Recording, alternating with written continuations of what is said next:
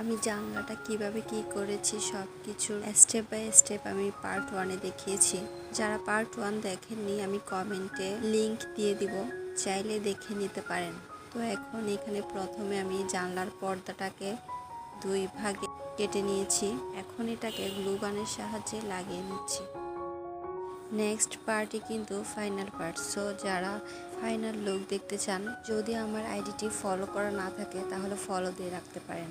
আর আমার টিউটোরিয়াল ভালো লাগলে লাইক কমেন্ট শেয়ার করে পাশে থাকবেন।